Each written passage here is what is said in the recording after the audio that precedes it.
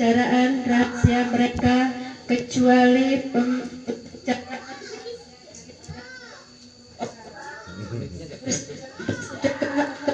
baterainya enggak, dia di dalam.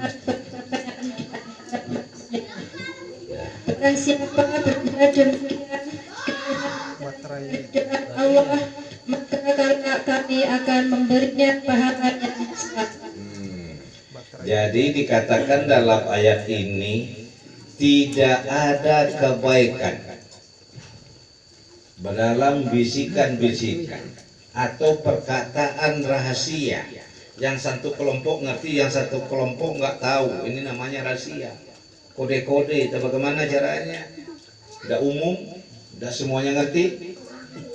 Itu namanya perkataan rahasia. Kecuali adalah perkataan yang mengajak bersedekah dan yang mengajak kepada yang ma'ruf dan mengajak perdamaian antar manusia. Kalau tidak ada di antara tiga itu pembicaraan manusia, umpamanya di dalam dakwah, di dalam majelis taklimnya, di dalam kelompoknya, kalau tidak menjurus kepada tiga tadi, Allah tidak menilai di situ ada kebaikan. Ini perdamaian antar manusia, islahin bainan nas, mengadakan perbaikan antar manusia.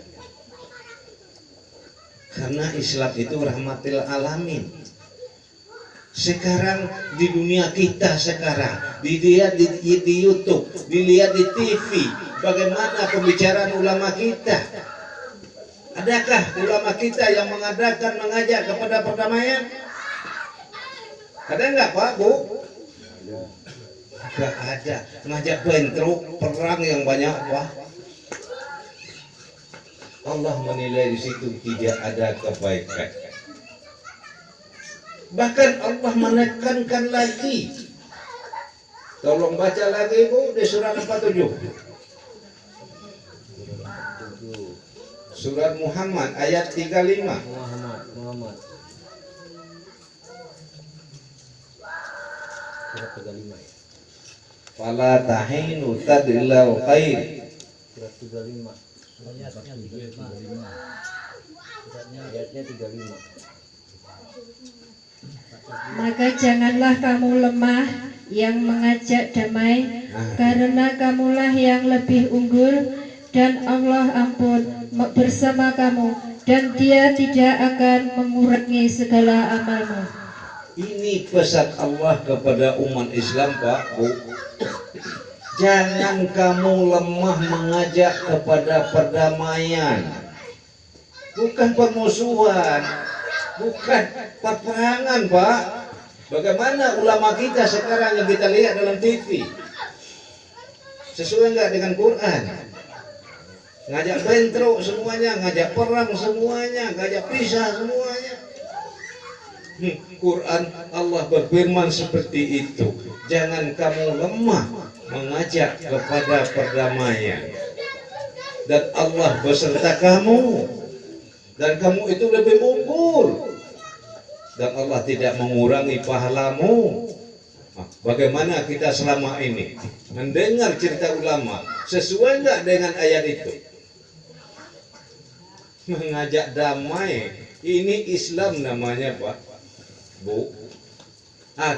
Saya perkecil, bagaimana dalam rumah tangganya Bapak dan Ibu sekalian? 1 minggu 7 hari damai nggak ke 7 harinya?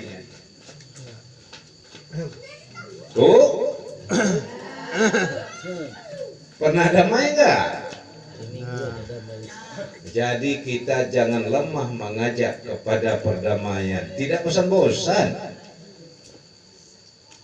Nanti udah meninggal salah satu nangis, bapaknya udah nggak ada, ibunya, tapi waktu hidup Kayak kucing.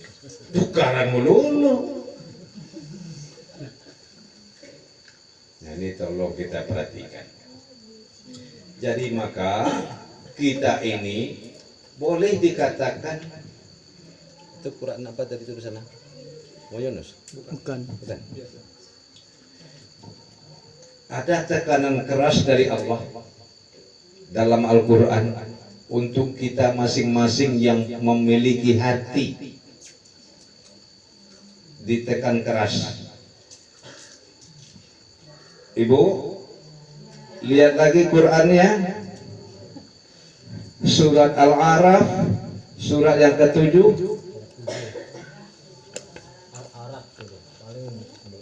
Al-A'raf surat yang ke-7 ayat 179. Ini ditekan keras oleh Allah kepada kita.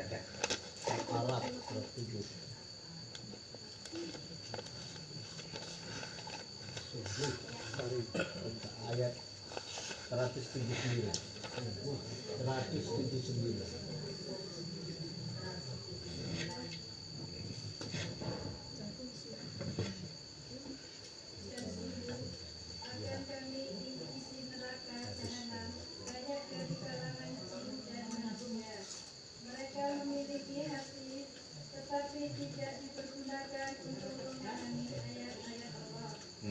Dan mereka memiliki mata tetapi tidak dipergunakan untuk menggunakannya untuk melihat tanda-tanda kekuasaan Allah. Dan mereka mempunyai telinga tetapi tidak dipergunakan untuk mendengar ayat-ayat Allah. Mereka seperti hewan ternak, bahkan lebih sesat lagi. Mereka itulah orang-orang yang banyak.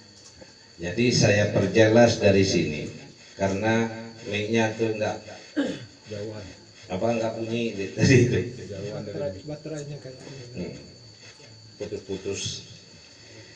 Jadi ayat ini menekankan kepada kita, sungguh akan kami isi neraka jahanam kebanyakan dari kalangan jin dan manusia. Termasuk kita Pak ya?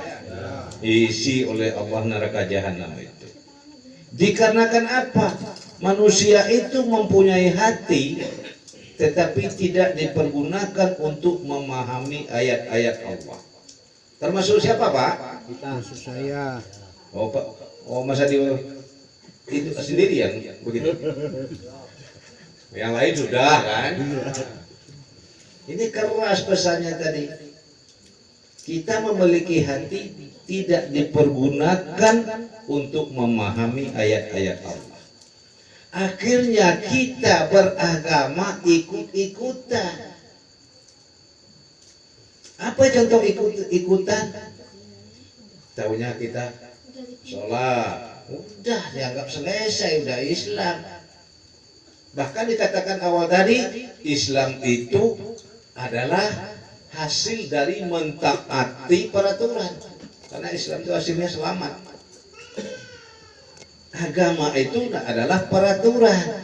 Kalau kita tahu dengan peraturannya dan melaksanakan peraturan tersebut, baru jadinya Islam atau selamat. Ini selamatnya belum dari Islam pula. Tekanan kata keras oleh Allah tadi, orang tidak memahami ayat Allah, neraka jahanam. Mereka juga mempunyai mata tetapi tidak dipergunakan melihat tanda-tanda kekuasaan Allah, kebesaran Allah, kehebatan Allah. Melihat alam, dunia lebar, laut tidak ada tanggul, langit tidak ada tiang. Ini kekuasaan Allah semua. Bikin tengu dan hatinya. Hebatnya begitu dia. Kita tidak kagum dengan dia seperti itu. Juga punya telinga tetapi tidak digunakan mendengarkan ayat-ayat Allah. Termasuk siapa ini Pak? Iya. Kena juga kita Pak? Iya. Ini Quran Pak yang ngomong, yang saya keluarkan, bukan saya hanya cuma nyampain aja, ngasih tahu. Mereka punya telinga tidak dipergunakan mendengar himbauan Allah. Walaupun disampaikan oleh khotib, disampaikan oleh ustaz, tidak diopening. Maka Allah mengatakan di situ mereka itu seperti hewan ternak, Pak. Ulaika kal an'am bal hum adall. Mereka seperti hewan ternak, bahkan lebih sesat dari hewan. Allah ngomong bagus kepada kita, ngomong keras. Ini Allah ngomong seperti itu. Itulah orang-orang yang lengah, nggak nganggap, nggak peduli, nggak membutuhkan. Dianggap oleh Allah kita sebagai hewan dan isi neraka jahanam. Bagaimana hidup kita kira-kira ini, Bapak? Wah. Jangan kita ikut-ikutan dengan perkataan yang lain. Orang agama lain itu kafir, lain Islam itu kafir. Saya sudah Islam. Tunggu dulu, Pak, ngomong begitu. Islam kita ini Islam KTP, Islam pandangan manusia, apa Islam pandangan Rasul, apa Islam pandangan Allah, Pak? Mungkin pandangan manusia, Pak, ya. Lihat orang udah sarungan, udah ke masjid, udah pecian, udah Islam. Islam itu rahmatan lil alamin. Islam itu kasih sayang kepada isi alam. Kalau manusianya nggak punya welas asih, berarti belum Islam, Pak. Islam itu damai karena dari kata silmi, silim. Islam itu damai. Kalau nggak damai ya belum Islam, Pak. Islam itu suci, kalau nggak suci nggak Islam, Pak. Nih kalau pandangan Allah dan Rasul. Kalau komunitas bapak-bapak ini udah Islam semua ini. Ini komunitas. Tapi Allah dan Rasulnya menilai nggak seperti itu keadaan yang dinilainya. Maka yang di hari Jumat itu jangan kamu mati kecuali dalam keadaan muslim. Jadi yang dinilai itu keadaan, Pak, bukan gayanya, bukan pengakuannya. Inilah Islam itu suci. Jadi kalau kita tidak paham dengan Quran, maka kita terbawa-bawa oleh golongan ini, golongan ini, golongan ini. Anggapan kita benar, tahu-taunya diukur sama Quran salah. Maka saya katakan tadi, surat 4 ayat 114 tadi, tidak ada kebaikan dalam pembicaraan mereka. Kecuali kalau mengajak bersedekah, mengajak kebaikan, dan mengajak perdamaian antar manusia. Itu baru ada nilai kebaikan. Kalau tidak, maka Allah tidak mengatakan, tidak menilai tidak ada kebaikan. Nah, dengarkanlah bicara ulama seperti itu. Apa lidahnya kotor? Ulamanya, ustadznya, kiainya? Apakah cari duit kiainya? Dijadikan pondoknya seperti proyek untuk cari duit, untuk kemegahan, untuk kekayaan. Ini hati-hati, Pak. Kebawa-bawa, keikut-ikutan itu kita. Karena kita tidak mengerti, tidak paham dengan Quran. Maka dilanjutkan tadi, la yadkhulul jannah illa rahimun. Tidak akan masuk surga kecuali orang-orang yang penyayang. Maka disuruh oleh Rasul, setiap sesuatu pekerjaan apapun dimulai dengan perkataan Bismillahirrahmanirrahim. Kalimat ini sering dibaca, tapi keadaannya tidak pernah muncul. Betul, Pak? Betul, Bu? Keadaan itu adalah orang yang berlaku welas asih, bukan hanya cuma bacaan kalimatnya yang banyak. Keadaannya berarti adalah perbuatannya orang yang memiliki welas asih atau kasih sayang.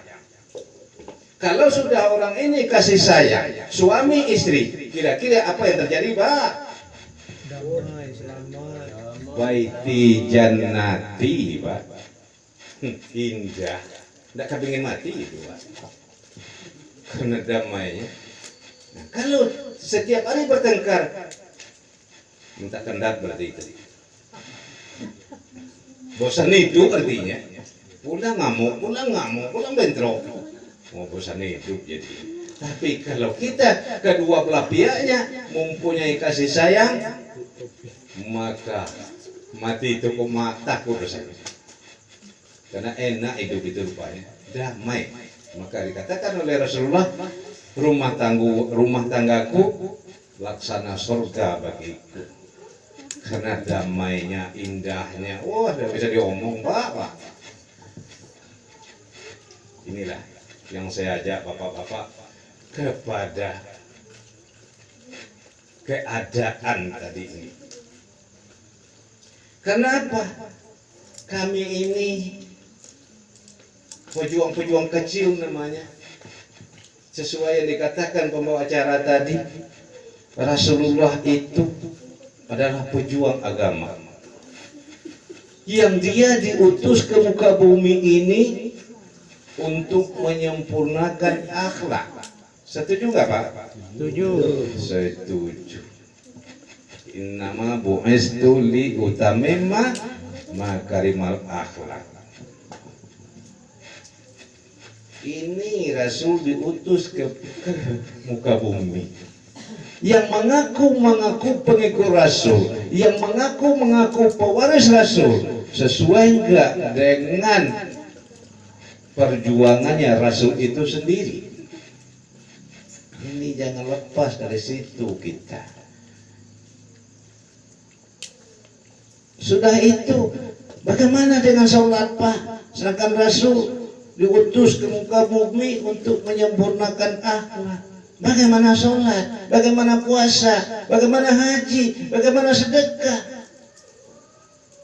Semuanya itu bermuara kepada akhlak. Suatu contoh, aqimus sholah inna sholata tanha anil fasya'i wal munkar. Jadi kalau sudah mencegah keji dan mungkar, keji dan mungkar ini adalah di perilaku tempatnya, Pak. Kalau perilakunya sudah baik, akhlaknya bagus kan namanya? Nah itu, jadi semuanya itu menjurus kepada akhlak. Puasa, menahan diri, tapi bukan sekedar perut, bukan, Pak. Nahan diri dari yang tidak disukai Allah. Mungkin ucapannya, mungkin pemikirannya, pendengarannya, dan perasaannya, dan perbuatannya menjurus kepada akhlak. Seperti kita menahan perut dari lapar, begitu maksudnya menahan diri dari larangan Allah. Jadi semuanya itu, walaupun sholat, haji, sedekah, segala macam ibadah lain, kalau dihakikatkan menjurus kepada akhlak. Saya lanjutkan sedikit lagi. Istri Rasulullah pernah berkata, kulukul Rasul, kulukul Quran, kulukul azim, kulukul karimah. Begitu nggak, Pak?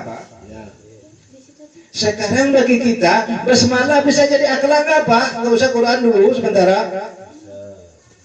Ini kita coba sampai langsung ke akhlak. Kalau Quran kebanyakan, Asmaul Husna bisa nggak jadi akhlak, Pak?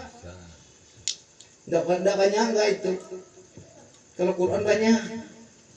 Nah, kalau kita pengikut Rasulullah, maka jadikanlah Al-Quran itu jadi akhlak, jadi perilaku, jadi kepribadian, jadi tingkah laku. Al-Quran kita ambil yang pendek. Bismillahirrahmanirrahim. Aku bersama asma Allah yang welas dan asih, juga jadikan akhlak. Dibaca ya Ghafur, ya Ghafur, ya Ghafur, ya Ghafur. Berapa banyak Bapak Ibu baca setiap malam? Maka jadikanlah itu pemaaf. Tolong buka surat 7 ayat 199.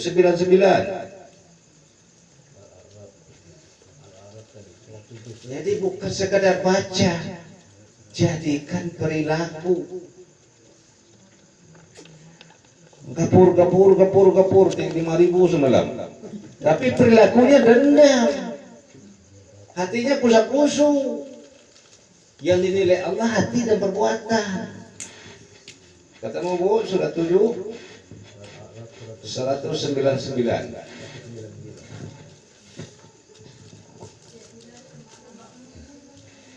Jadilah pemaaf. Ini perintah Allah.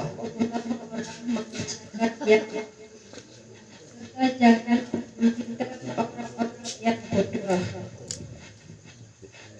Paham kira-kira Pak ya? Kalau kita baca ya Ghafur ya Ghafur ya Ghafur, itu kita disuruhnya menjadi orang pemaaf. Ibu-ibu pemaaf enggak? Harus pemaaf. Ini disuruh oleh Allah. Surah Ali Imran ayat 134. Surat 3.